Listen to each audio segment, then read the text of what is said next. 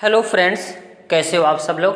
तो फ्रेंड्स, आज के सेशन में हम बात करेंगे जो सीटेट में एक क्वेश्चन टीएलएम से पूछे जाते हैं।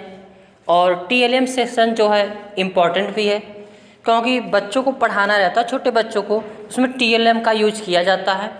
और सीटेट जो पास करते हो छोटे बच्चों के लिए मतलब रहता है। तो यहाँ से एक क्वेश्चन तो ज़रूर रूप से पूछा जाता है टीएलएम, कभी कभी फुल फॉर्म से भी पूछ लिया जाता है, या इसमें श्रव्य सामग्री, दृश्य सामग्री, ये सब पूछ लिया जाता है। तो इससे इस वीडियो को देखकर आपको 1 नंबर यहाँ इस वीडियो से सीटेट में आपको देखने को मिल जाएगा। तो चलते हैं, इसको स्टार्ट करते हैं अपने इस सेशन को। टीएलएम क्या? टीएलएम इसका फुल फॉर्म होता है टीचिंग लर्निंग मटेरियल, यानी शिक्षण अधिगम सामग्री। अब इसके बारे में थोड़ा डिटेल से आगे चलते हैं। टीएलएम क्या है? तो शिक्षण प्रक्रिया को सरल, रोचक, आकर्षक बनाने के लिए जिन साधनों या माध्यमों का प्रयोग किया जाता है उन्हें शिक्षण अधिगम सामग्री कहते हैं। जैसे शिक्षण कराने में किसी चीज़ का प्रयोग करके अगर उसको समझाया जाए तो आसानी से समझ में आता है, तो टीएलएम का प्रयोग उसी में किया जाता है कि जैसे भारत को पढ़ाना है या किसी भी चीज़ को पढ़ाना है, उसको किसी फिगर में देख करके या दिखा करके या उदाहरण रूप से बता दिया जाए तो बच्चे उसको आसानी से समझ लेते हैं। टीएलएम से जो है शिक्षण प्रभावशाली, रुचिकर व अस्थायी अधिगम होता है।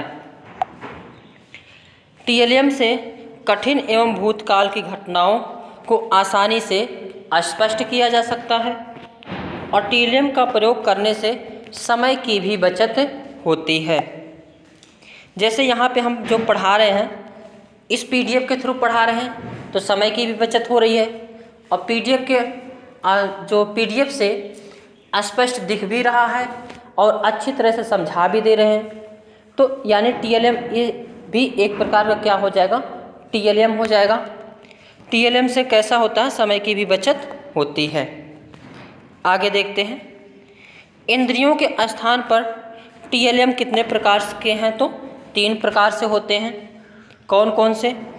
पहले श्रव्य सहायक सामग्री, यानी ऐसा शिक्षण मटेरियल जो सुनने पर, श्रव्य मतलब होता है सुनने पर, तो श्रव्य सहायक सामग्री का प्रयोग हम किसी चीज़ को सुनने के लिए प्रयोग करते हैं। जैसे अगर कोई बच्चा धीमा सुनता है या बहुत बड़ी क्लासेज है तो वहाँ पे हम श्रव्य सहायक सामग्री का प्रयोग करते हैं। यहाँ से जो क्वेश्चन पूछा जाता है उसमें क्वेश्चन देता है श्रव्य सहायक सामग्री इनमें से कौन सी है, या दृश्य सहायक सामग्री कौन सी है, ऐसे प्रश्न पूछे जाते हैं। तो श्रव्य सहायक सामग्री यानी सुनने में मदद करने वाली सामग्री, जैसे रेडियो, ग्रामोफोन, लिग्वाफोन, भाषा प्रयोगशाला, इन सब किसके उदाहरण हैं? तो श्रव्य सहायक सामग्री के उदाहरण हैं। जैसे रेडियो से हम लोग सुनते हैं न्यूज़। पहले तो रेडियो चलता था, अब रेडियो हालांकि प्रचलन बंद हो गया, नहीं तो पहले ही हमारे मतलब सभी के यहाँ जो दादा परदादा या जो व्यक्ति होते थे वह उनके गले में रेडियो ही टंगा रहता था। न्यूज़ हो गया चाहे जो कुछ भी होता था, रेडियो से हुई क्या करते थे? सुनते थे। ग्रामोफोन, लिग्वाफोन, ये सभी किसके उदाहरण हैं? तो श्रव्य सहायक सामग्री के उदाहरण हैं।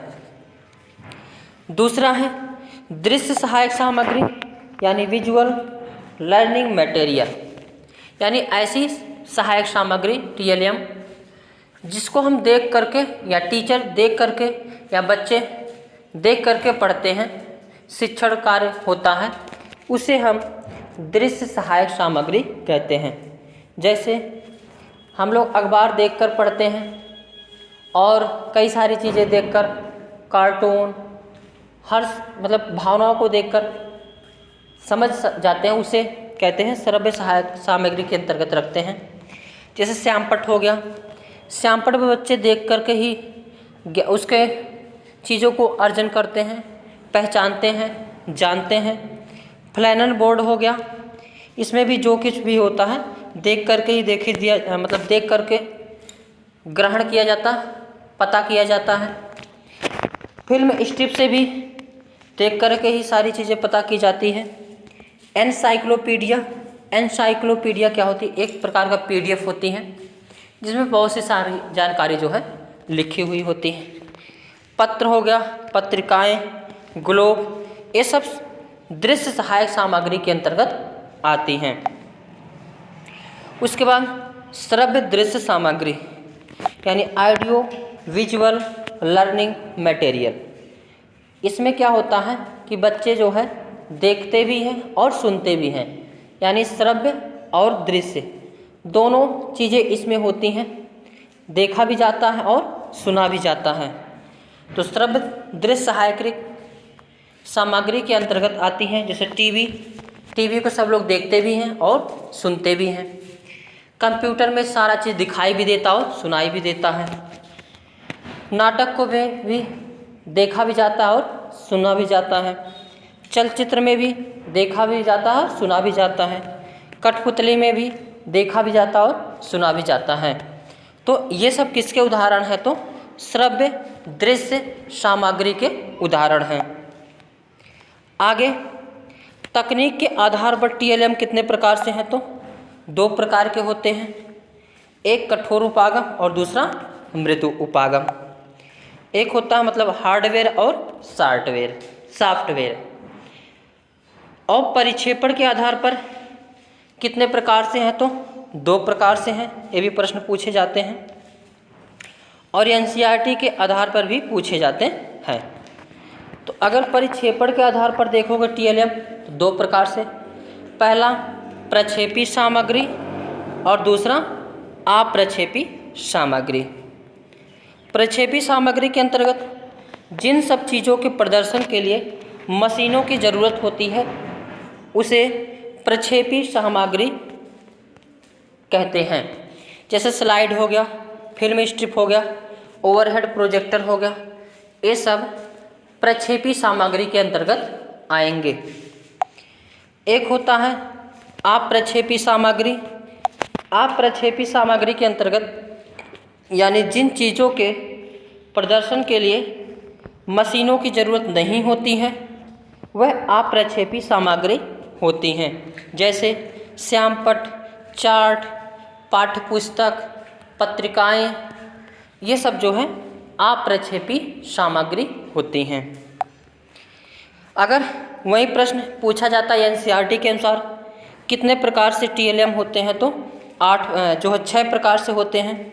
ग्राफिक चित्र, डिस्प्ले सामग्री, त्रिआयामी सामग्री, श्रव्य सामग्री, प्रक्षेपी सामग्री और प्रक्रिया सामग्री।